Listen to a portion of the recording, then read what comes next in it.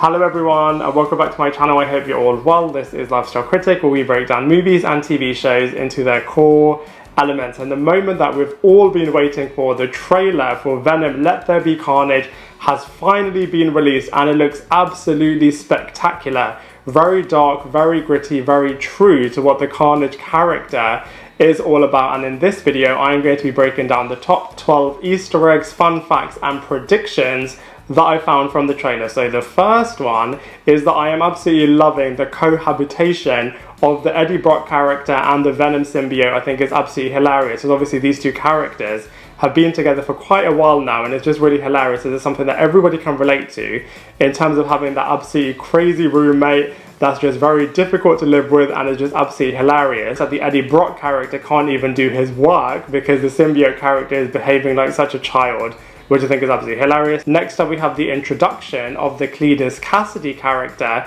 and he's being introduced as an absolutely psychotic serial killer, which is exactly what the character is like in the comic books. I think it's really interesting that the Cletus Cassidy character will only speak to Eddie Brock because he can see that they've both had a very troubled upbringing, which also links him with the Shriek character, as they're all a little bit similar from that point of view. Next up we have the Venom symbiote pointing at a comic book which has the late Stan Lee on it, which I thought was a really nice touch. And also in that same shop we learn that the Venom character is now protecting the Mrs. Chen character. In return, the Mrs. Chen character gives the Venom symbiote some food, but where the Venom symbiote doesn't receive this, then he still goes down his normal route in terms of eating people. Well, next up we're introduced to the Ravencroft building, which houses the criminally insane, and I am sure that we're going to be seeing some other Spider-Man villains inside this building. Maybe we'll see Doc Ock, maybe we'll see Lizard, maybe we'll see Morbius, which then links into the Morbius film. Maybe we'll even see Green Goblin, which would be really interesting. Next up we have the Cletus Cassidy character drawing some monsters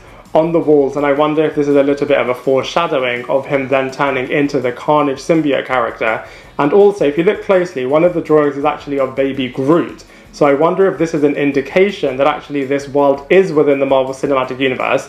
I know all the way back when they were doing Homecoming, Spider-Man Homecoming promotion, Amy Pascal and Kevin Feige did say that they're kind of within the same universe but just different goalposts. So I wonder if this is going to be the introduction of these characters into the Marvel Cinematic Universe. Next up we have the Daily Bugle newspaper. The classic publication from the Spider-Man universe is definitely true and there in the Venomverse, which I think is really cool. I wonder if this is also going to be the introduction of the J. Jonah Jameson character. Apparently, J.K. Simmons is going to be in the cast list for this movie, so maybe that's another crossover that they'll do with the Spider-Man world. Next up we have Naomi Harris being introduced as the Frances Barris character. She is also going to then turn into the Shriek symbiote herself, and she's going to have a relationship with the Cletus Cassidy character, both in terms of a symbiote world and in terms of the human world as well. Next up we have the scene of Cletus Cassidy actually being killed by poison in front of all of his victims' family members. However, I feel like somebody is interfering with this and actually planted the symbiote to be injected into him, which is where we see that absolutely crazy transformation happening. So I wonder who is the person that is interfering and putting in the symbiote for Cletus Cassidy to actually transform into Carnage. Next up, speaking of Carnage, we actually see the Carnage character, and that was really amazing.